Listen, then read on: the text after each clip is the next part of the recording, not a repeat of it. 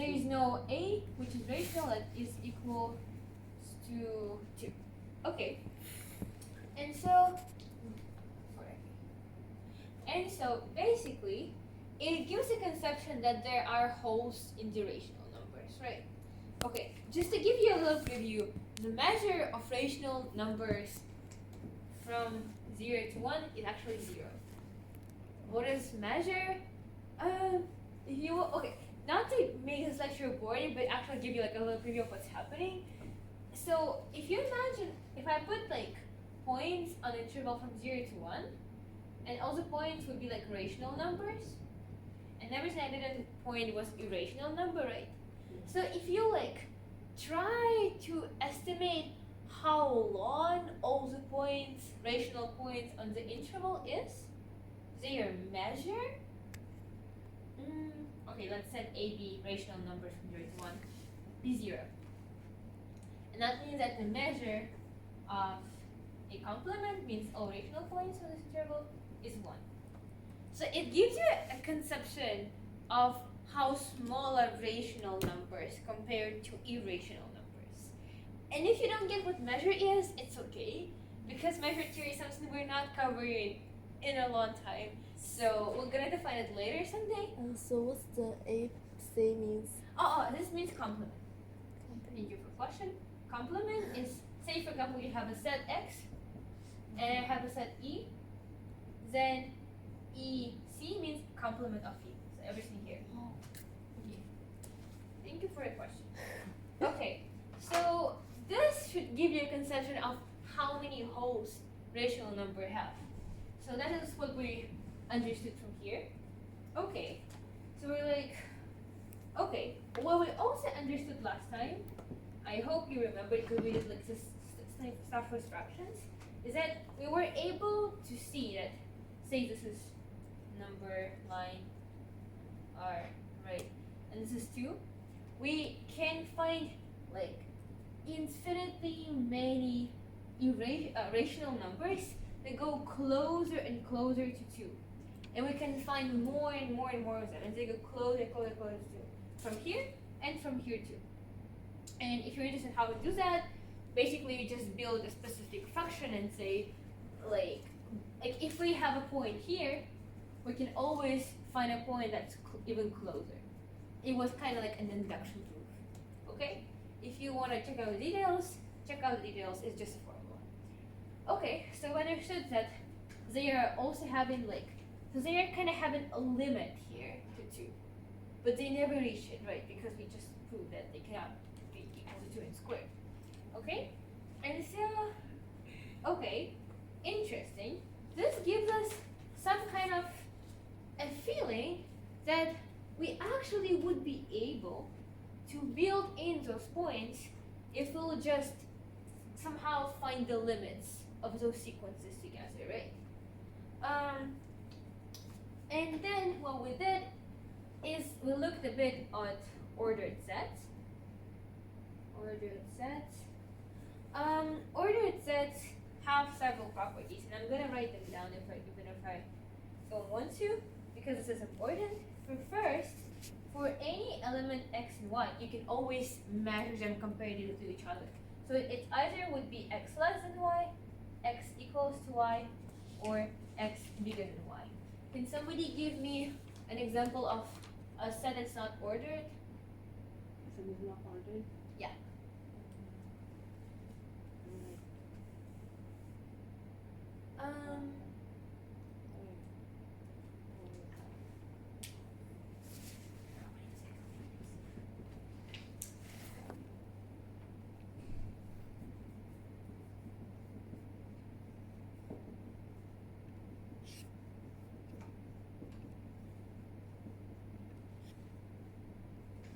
Okay, so to give you an example, last time I gave you an example, let's say that we order by inclusion, right?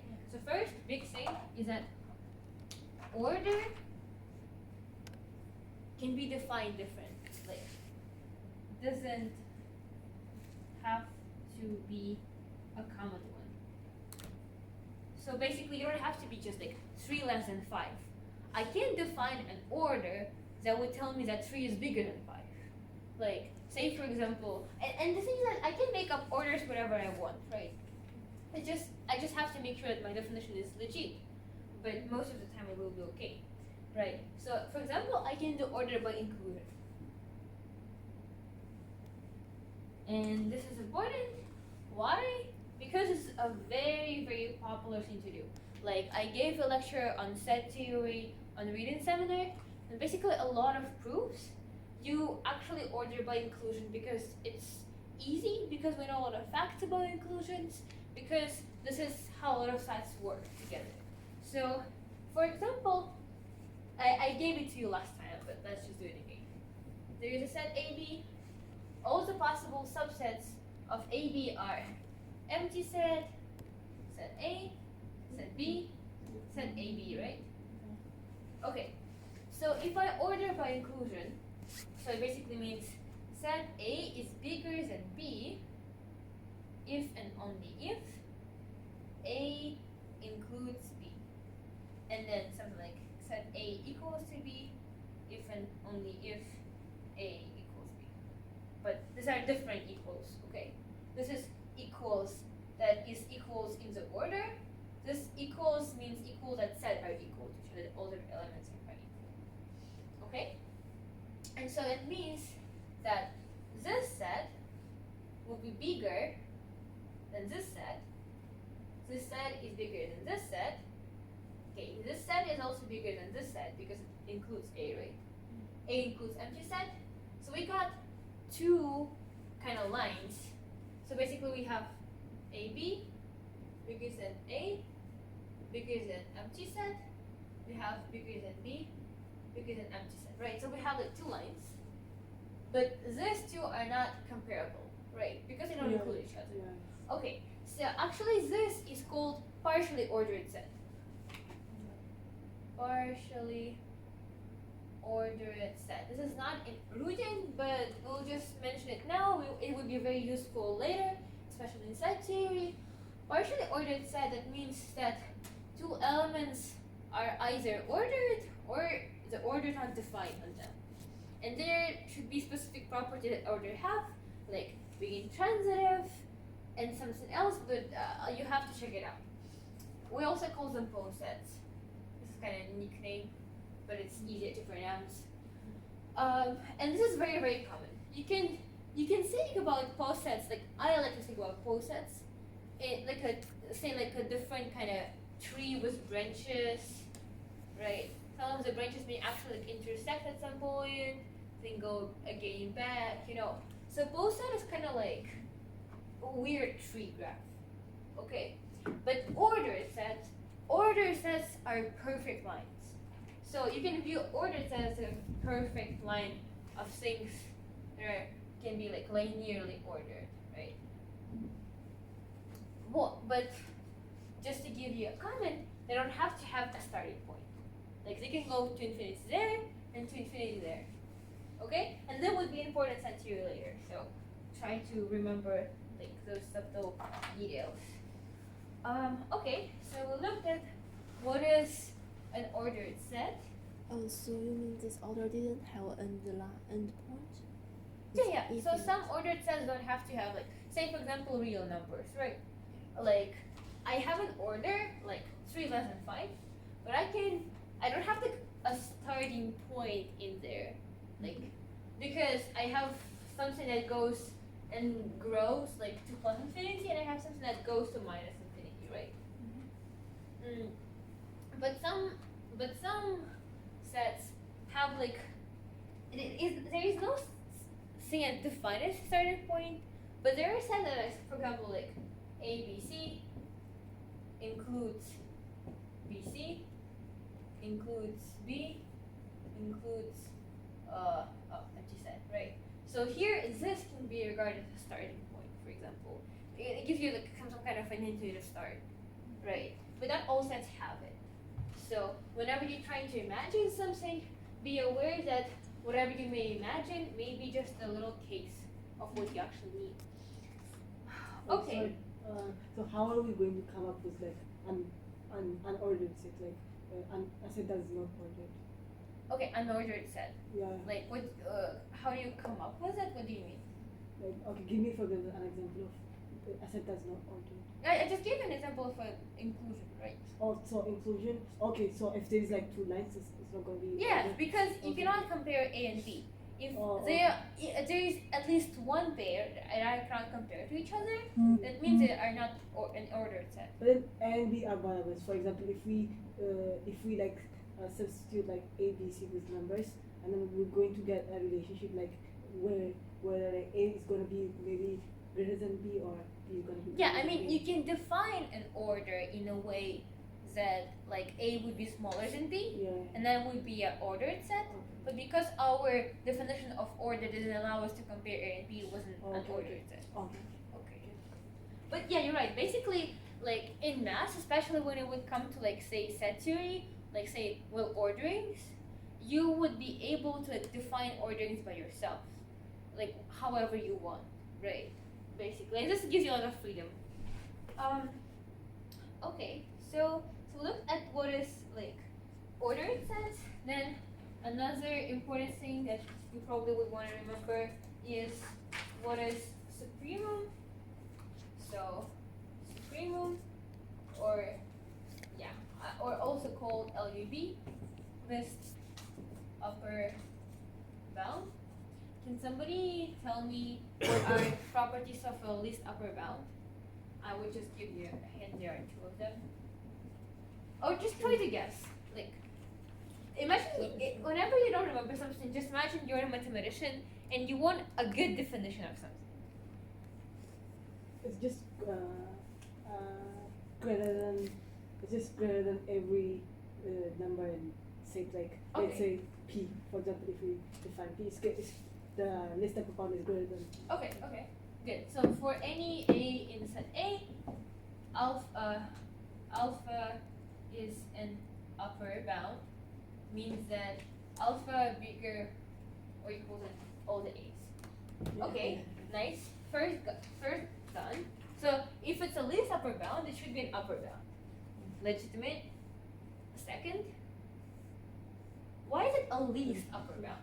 So secondly, it should be greater than the other upper bounds. It should be less than all upper. I mean, Wait, yeah. Okay, so it should be less than all upper bounds. I guess in the way that Rudin defines it, it's dissimilar, but he wants to like phrase it a bit differently. He wants to say something like, for any phi in A, if phi is less than alpha, then phi is not an upper bound. And I guess like this is logically the same statement. The only thing is that this would kind of help you more when you would do proofs, right? But they are logically the same. You can easily show that this follows from this and otherwise. Okay, it's just a better way of like phrasing it, I guess. Okay, and I mean the same works for infimum or greatest lower bound. Okay, I mean I hope I don't have to explain it, but it's just all symmetrical. Yeah. Mm-hmm. Okay, so this is something you would want to remember from the lecture. And then also Sorry, what that means? infimum, it means greatest lower bound. So basically here we were trying to define least upper bound. So you have like say you have like 2.9 blah blah blah 2.9999999. So 3 would be its greatest upper bound, right? Because 3 is bigger than everything else here, but also anything that's less than 3 would totally would not be an upper bound, because we'll always like say if I say that 2.999 is less than 3, then I always can find an element of this set that is bigger than 2.999, but it's still an element, so it's not an upper bound, right? And so greatest lower bound is the same, but say we want to do something like 2.1, 2.009. So 2 would be its greatest lower bound. It's less than everything here, but whenever we find something that is less than 2, they're totally, like say S, there is always would be an element that is less than S, and this element A would be from our set. Okay? So this is a formal definition, and this trick is very helpful. When you're trying to prove that something is the greatest lower bound, you're like, okay, imagine that there is something that's like some S that's like less than 2. Then you somehow magically construct this, knowing that this is less than this is bigger than this, and so this cannot be an upper bound. And because we never restrict the S, it would mean that any sentence that's less than 2 cannot be an upper bound. Meaning that 2 is like a least upper bound. Okay. Oh, sorry. Here it should be greatest lower bound. Yeah. You know what? Okay. Then what we did is we went over what are fields, and I guess it was kind of boring, but also something you would want to have. Oh wait, no, sorry, I forgot. We also went over what is the LUB property. So basically, what it means is that if E is in S, E is not empty, and E is bounded above, then supremum E exists in S. Okay, so first comment is, you're like, why do you even need this? Because sometimes we have like different kind of sets, right? Everything is always a subset of something else.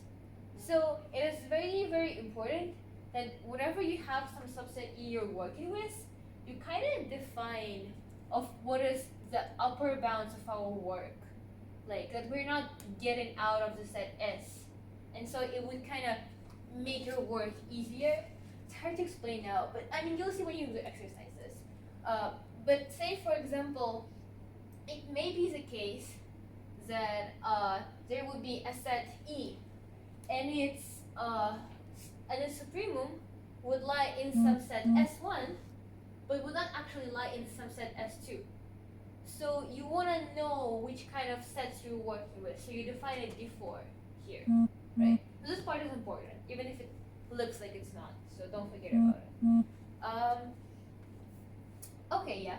So basically what it tells you is that if set E has, set E has the LU property, then this. So don't confuse it. It doesn't mean that all the bounded sets have LU property. It means that if E has LU property, then whenever it's bounded, then it has a supremum. Yeah. Can you give an example of when E might be bounded above but not have the LUB property? Yeah, sure. Okay. Do I have that in Rudin? Is there one presented there? Okay. There is no one in Rudin, but let's just come up with something on the spot. I mean, okay, yeah, sure. How about I'll just make it up, right? So my favorite example, 2.9, 2.99, blah blah blah, 2.99, blah blah blah, right?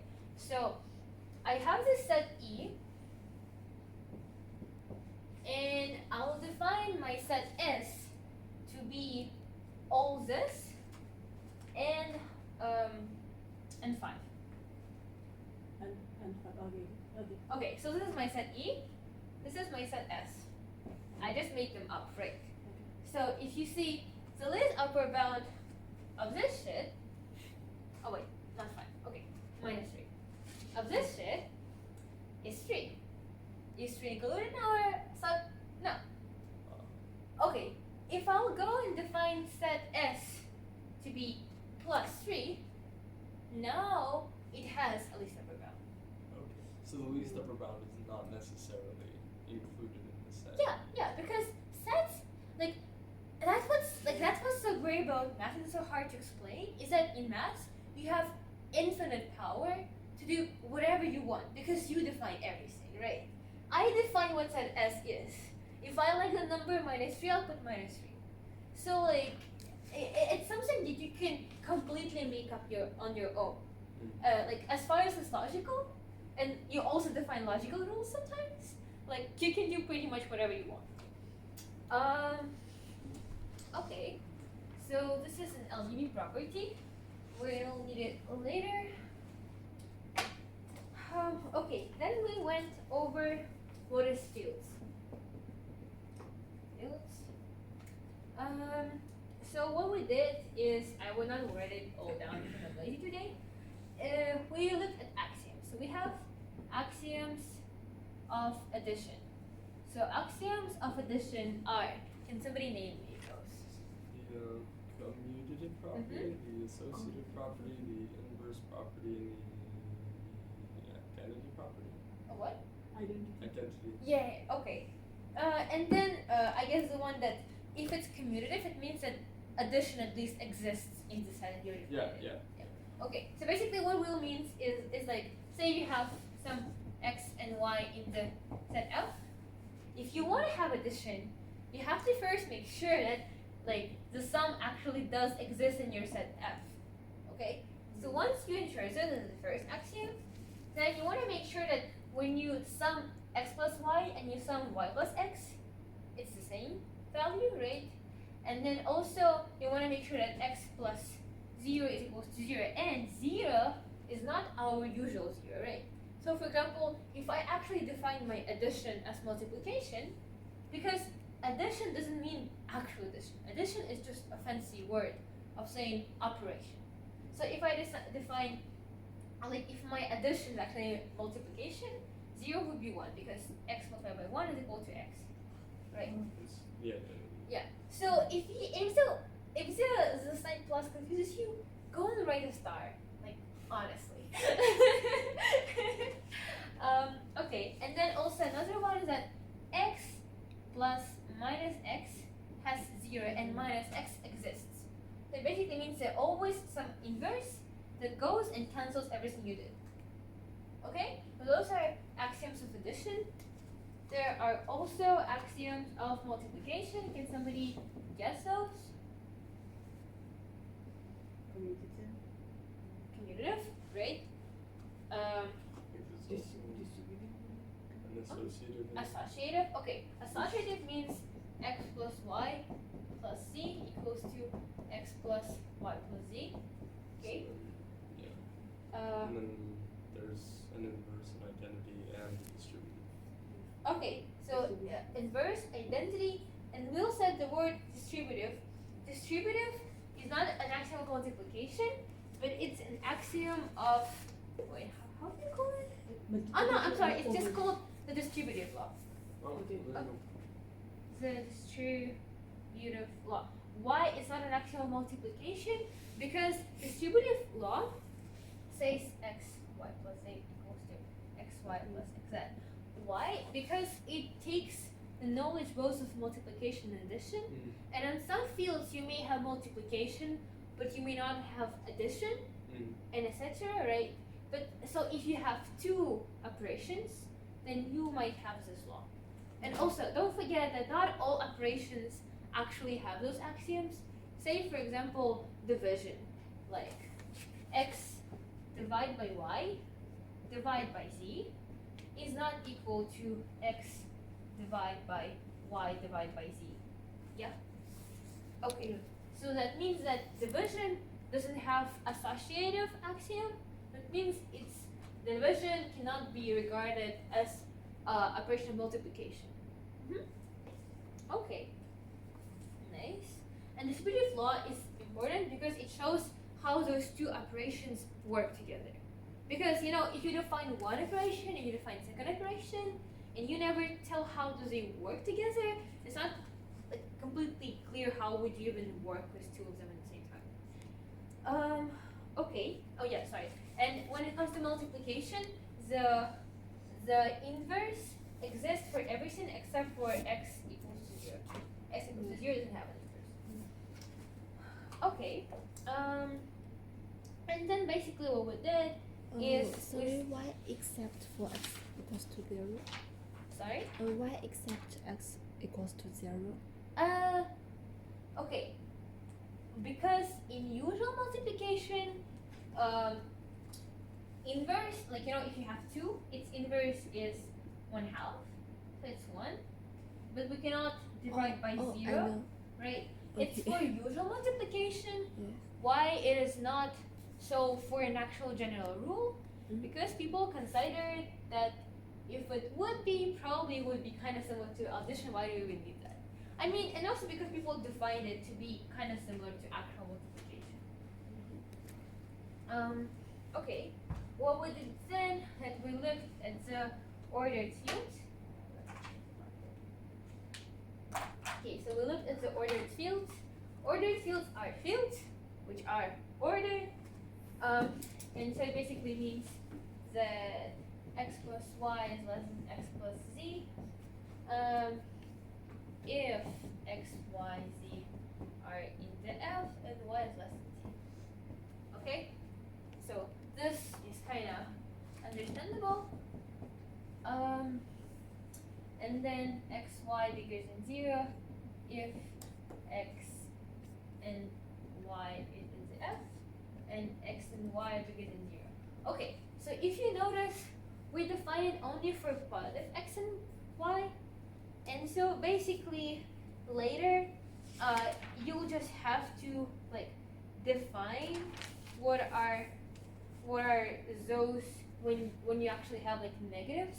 Oh wait, you don't have to define it, you have to prove it. Yeah, you have to prove it. What happens with them when they're negative. But it would be more or less easy, just case study. And I guess we'll try to do that in the exercises whenever we get to them. So don't forget. Okay. So, and then what we did is we wanted to, okay. So what we did is we wanted to actually build the real number system out of the rational number system. And it's an appendix. So, okay. I don't want to go over the entire proof in details, but what we did last time is first, just to remind you, we defined the word cuts. Cuts are the things that have 3 properties. First is alpha not equals to an empty set, not equals to the entire set of rational numbers. Okay, so there are some kind of a limit to that. It cannot be super small, it cannot be super big. If P is in the alpha, Q is irrational number, then Q is in the alpha. What does it tell us? If you have a real number line, we don't actually have it here because we don't have real numbers, but let's just so you understand it better. If you have some P, it's a rational number, it's in the alpha, right? And that means that all rational Q numbers that are less than B would be in the set alpha too. Okay? So that means that our set alpha, at least now, looks like some kind of like thing that starts here and just takes all rational numbers till infinity, minus infinity. Okay? And so the third property is if P is in the alpha, then B equals R for some R in the alpha. Okay, interesting. So if you have some any element of P, there is always some R which is bigger. And basically it can, because we know that our alpha cannot be an entire like rational set, I mean we cannot just like jump like that for infinitely many times, right? Because whenever we jump like this, like say this is also in the alpha, because of second property, everything that is also in the alpha. So we cannot just like jump infinitely many times forward, right? It would mean that our P's have to get closer to each other at some point. So, and so basically it looks like they have some kind of a limit. I mean, you can't imagine it like this. So basically, this is the entire rational number line, and then all those rational numbers kind of start going to some specific limit, which we don't have, and which is probably an irrational number, right? Okay, this was Sorry, what that means? I can see it clearly. which The third one. the third one. If p is in the alpha, then p is less than r for some r in the alpha. So basically, it tells you there is always an element which is bigger than all of your other elements. Okay, so this is an interesting set. So you can regard it as some kind of, I would regard it as some kind of like minus infinity minus, like, I don't know, like p kind of set, like, or just any like irrational number. It would be kind of like an open set which starts with some rational number and just takes in all the rational numbers after that, right? That's how it looks like. Okay, interesting. So how do we even work with it? What do we even want to do with it? Because this is not a number, and please remember that. Cuts are not numbers, cuts are sets. And I mean, sets are hard things to work with. What do we want to do with it?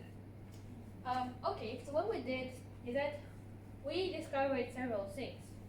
First, we defined what is an order on the set, right? Because sometimes I have the same set, but I can define order differently on the same set. So even if I have like a set 0, 1, 2, I can define order as just 0 less than 1, 0 less than 2, 1 less than 2, right? Usual order.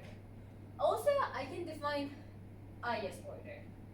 IS order would be something like take the first odd number and then take the least odd, like even number, and then like I don't know, take like a number that's like divisible by like I don't know 3 or whatever, right? So I can just make up rules on my own. The only thing that I want to just make rules to be like legitimate and work together well in some sense, but whatever I do would still be fine, right? If I define it correctly. Okay, and it means that there are actually like a lot of possibilities of putting an order even on the same set. Okay, so this is also a very important thing to recognize. I hope I'm making everything clear with this lecture. So if you still have questions, please do ask. Okay, what we did after that we said that order on the cuts looks like this. Alpha is less than beta if alpha is a proper set of beta. Okay, what is a proper set? So basically it's a set that is less than another set but it is not equal. I mean, yeah, it's included in that It's set, in- but not it's equal. included, Yeah, yeah. great, thank you. And I mean, obviously, alpha equals to beta if alpha equals to beta. Like if the elements are the same, then in this order, they're also equal. Okay, and so then what we had to do is that we made some order, right? But now we have to understand that our order is legitimately defined. So it means that the order have to like have specific axioms that it has, right? So basically, we have to understand that either alpha less than beta, or alpha equals to beta, or alpha bigger than beta, and not at the same time. So only one of them false.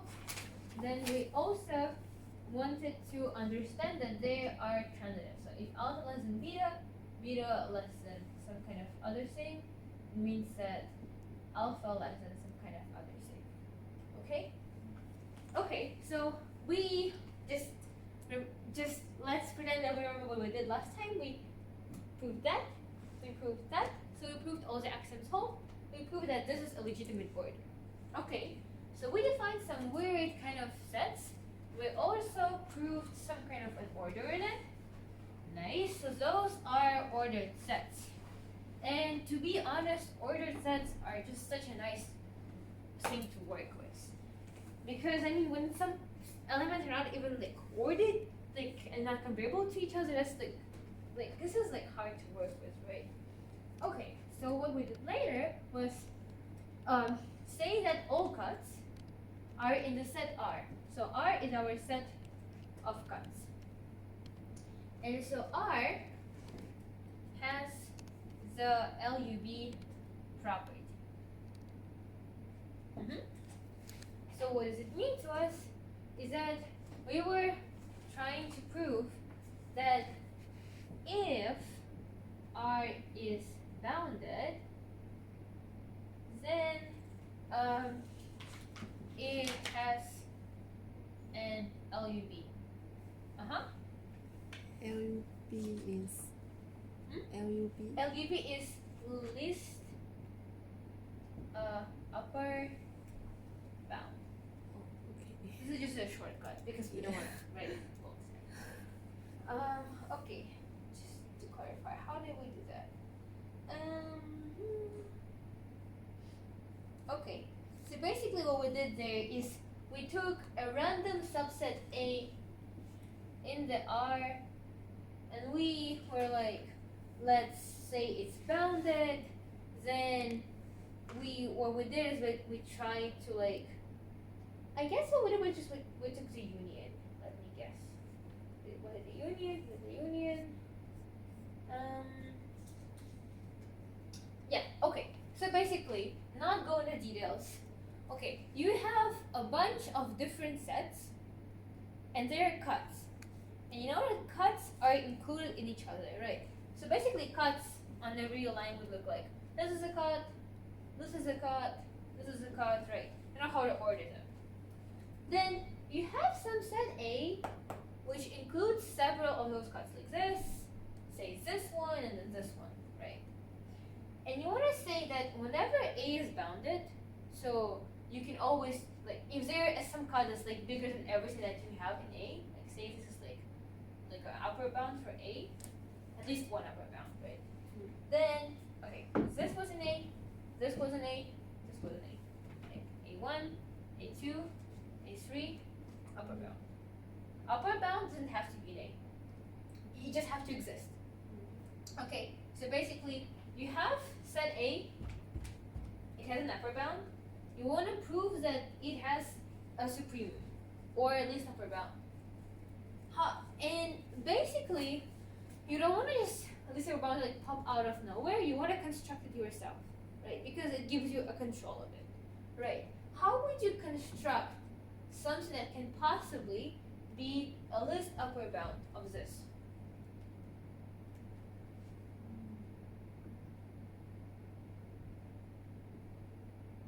Just to remind you, least upper bound can actually be equal to the maximal element. Okay, so it's basically A3. Yeah, this is a least upper bound. Oh yeah. Great job! Like, there is a guys, I see progress, I see hope. Okay, so this is our list upper bound. But what happens if A is not finite? Then, say for example, Okay. A, So it's not closed yet. yeah, like this all are set, like cuts that are in the A. And there are infinitely many of them.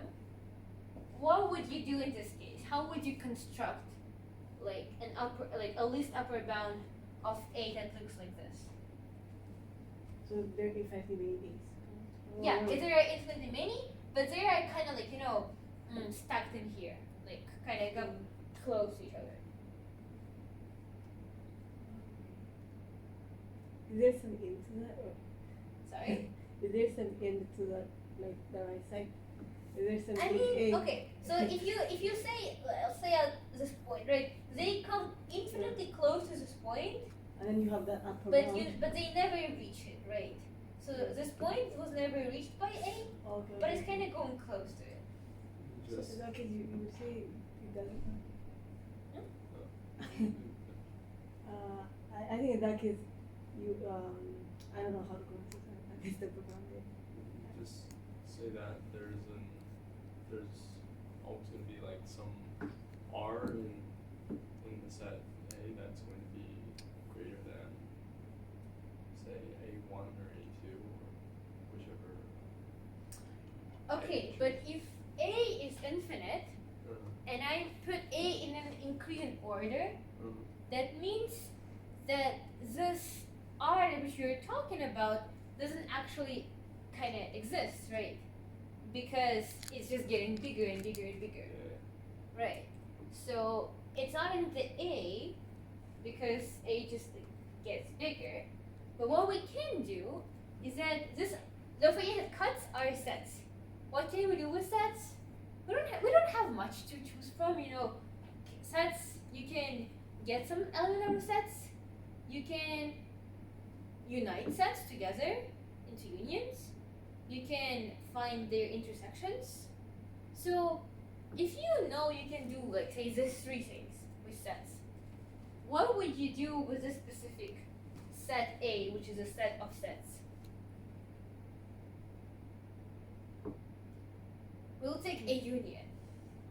Oh, union, yeah. So basically what we do is we're like, let's take all the cuts out of the set A and take a union of them.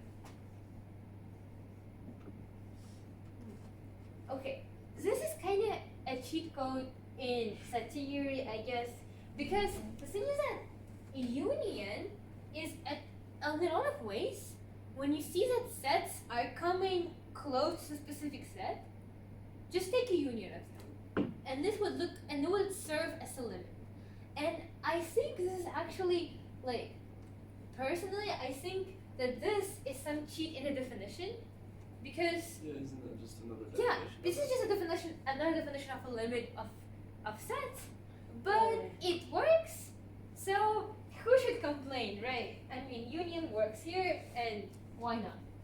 So, and the union is easily definable, right? So if limits are hard to define sometimes, unions is just any element from any set that you have in the union is in the union, right? So it's fairly easy. The logic there is fairly easy. Just take any element from any of the set and it's in the union. Okay, so basically it means that we just take a union. Union would be our list upper bound. We put it's our list upper bound, right? You remember, how do we put something as a list upper bound? No. What? It has an upper bound, and it also has a gamma that is less than that. If it's less than that upper bound, it is not an upper bound. Great. Okay. So basically, we use two properties of a list upper bound. We check that all of them hold. That means it's an upper bound, a list upper bound. Okay. No, guys, I see understanding. Like, and it's only a second lecture. Usually, understanding comes way later.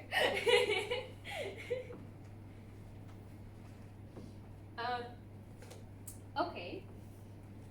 So this is what we did, and then step 4. What we defined is we defined a sum of cuts. So we took a sum, like this is a cut, this is a cut, so those are sets. By sum of sets, what we do is that, like, if there is, for any A and B, such that A is in the alpha and B is in the beta, like, alpha, like, A plus B is in the alpha plus beta. So in simple language, if you have set 1, 2, and set 3, 4, what would be as like, this is alpha and this is beta? What is alpha plus beta? 4, 6? I think it should have more elements. Oh, I mean, okay. That's just 4. one It has element. 4. It's just one element of the 5. Yeah, so it's like 1 plus 3, 4. 1 plus Okay. 4, 5. 6. And then 5, 5 yeah, we will have be 4 there. elements here. And so it's 6. Okay. So this would be alpha plus beta. Okay? I mean, this looks legit.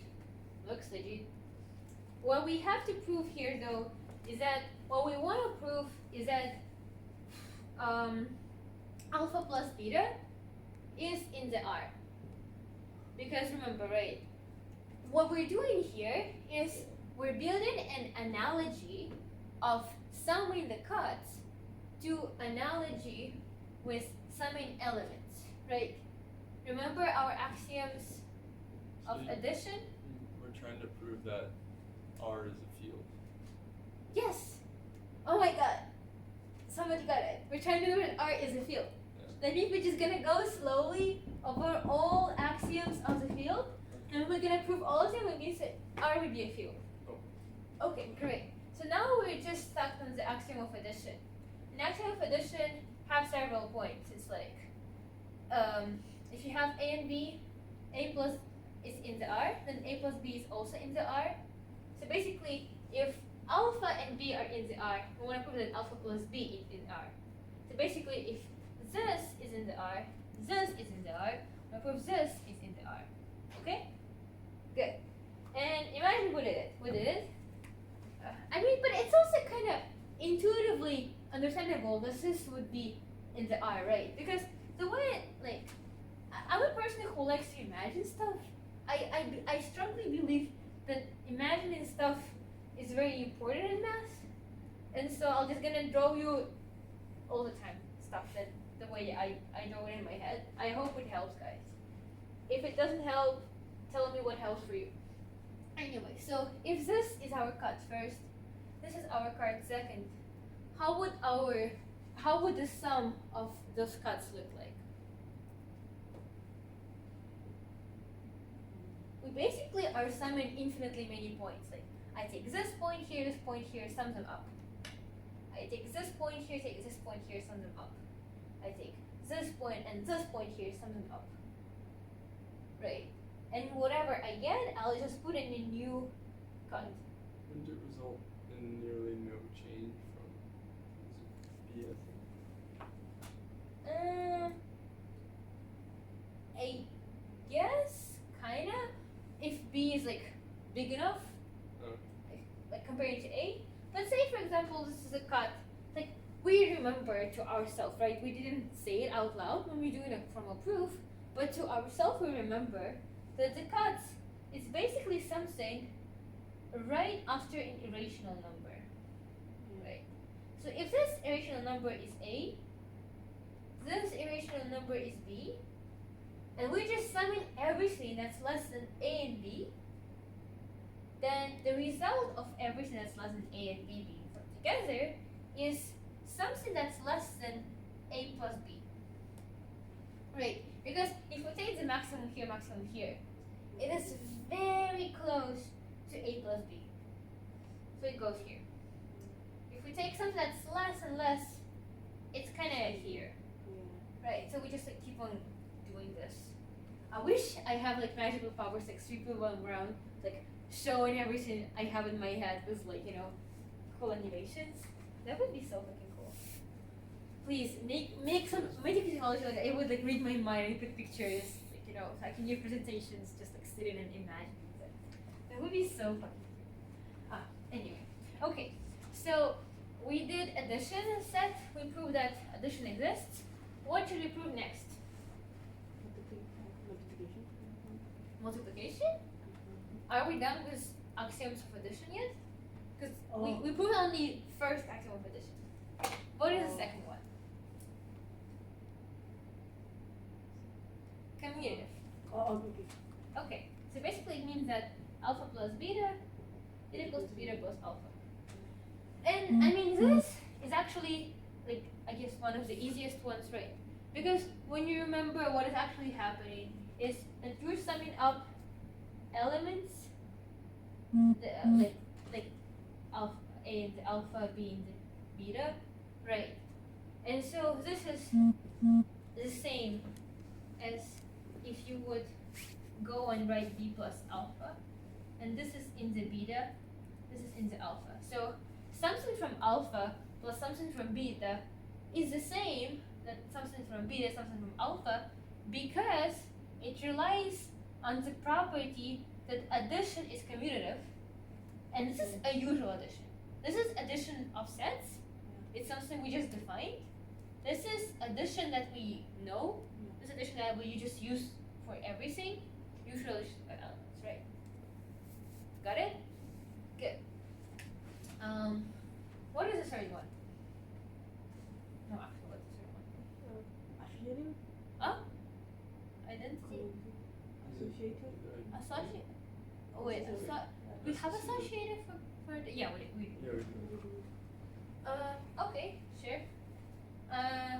So okay, you mentioned, but I don't wanna do it now because I don't remember how we. Okay, no. This should be the same. So the proof of this would also just be dependent on the associativity of its elements, right? Because don't forget that when we use sum sets, you just look at a set of all sums, and sums, usual sums, are associative. So this also should be associative. I mean, this is like a intuition you may use to do shortcuts. Okay, then how did we do? Oh yeah, okay. So now we have to show that there is an identity element, and in the Rudin he writes not 0 but 0 plus or 0 star, just to not confuse you guys. And so the way he defined 0 star was, I guess, pretty. Oh wait, how about I'll let you guess. So okay, so you have a cut alpha, right? Just to give you a hint, it's a cut that's just right after some irrational number that we will call A. Okay, and we want to find an element of R. An element of R is a cut also, so some kind of a cut. Magical cut. When you sum this cut to this cut stays the same. What can it be? 0. Huh? Okay. No, go. I mean 0, yeah. Okay, so this should be something that is like, how should this cut look like? Everything, it should be at like 0, like everything. Yeah, Less it's than just it should all be negative. numbers. Yeah, all negative numbers. So this is just like Q. Oh, let's just write this. This doesn't exist, but let's just write it like all negative rational numbers. Oh, Okay? But it doesn't make sense, right? Because if it's something that's very close to 0, like minus 0.000001, summing it up with something that's very close to A, like, I don't know, A minus 1.99999, right? It would still give you something that's very close to an A, right? So, and if you go like this is essentially an initial set, right? Okay, great. So this is our identity element. Is everything clear to this point? Okay, great. We're getting it, guys. Okay, and so what we did next was, okay, what should we do next?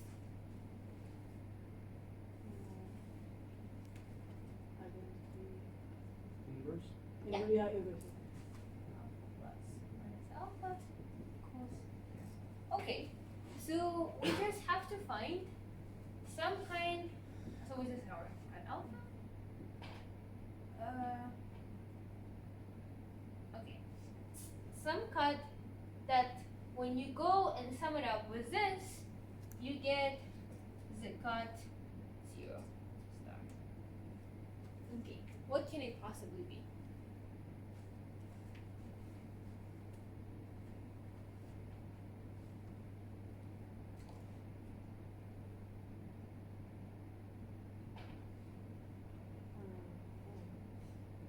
It's basically on the left side of the. It's on the left Yeah. because and it's then- negative. Yeah. Because I want it to be negative.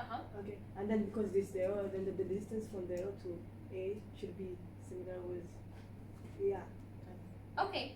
Yeah. Sure. If this is less than A, then this should be like less than minus A, right? Yeah. Okay, and it makes sense, right? Yeah. Because if this is something close to A, this is something close to minus A, the sum would give something that's like close to 0.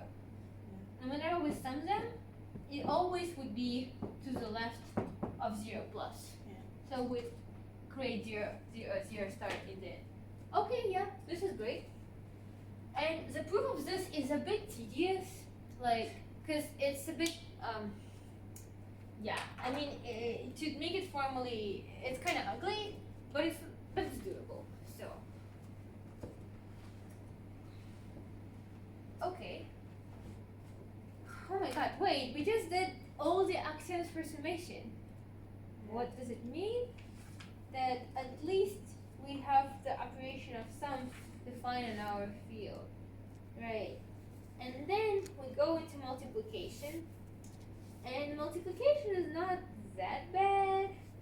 Like, we actually didn't do it properly last time. Okay, so just to make sure that what do we understand now? That our next goal is to build multiplication on this field of cuts, and then when we do multiplication, our next goal would be build distributive law, right? Do you remember what distributive law is? Yeah. Okay, I'll just write it again. So distributive law is A multiplied by B plus C is AB plus AC. Right, so we will have to prove this on cuts. And then after we did this, it will prove that R is a field. Right.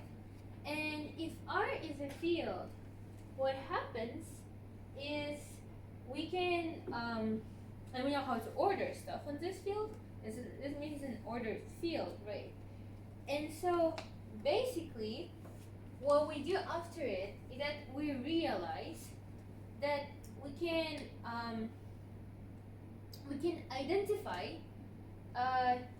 each R from the rational numbers with the set R star which consists of all P in the Q such that P is less than R. Okay. And then R star is a cut. Okay. And that means that R star is in the R.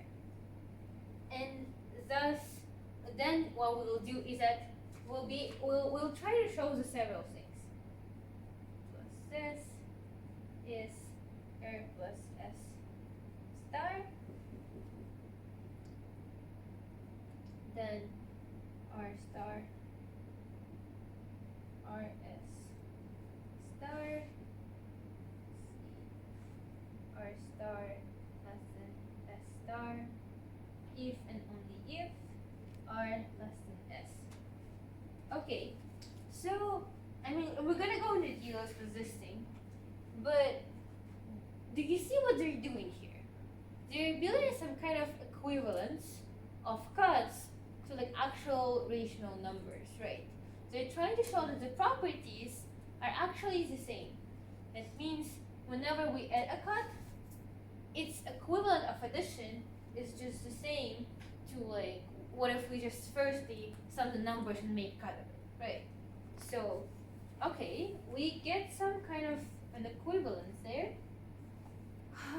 And then what happens is that it means that we can say that ordered field X or Q, sorry, ordered field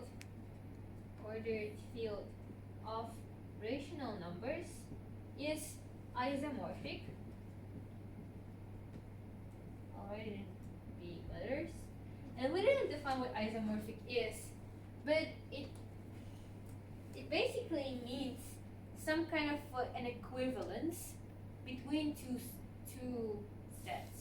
I mean, not only sets can be isomorphic, but in this case, we're just gonna talk about sets being isomorphic. Isomorphic is when two sets are equal, or Okay, not equal, because this set is a set of elements.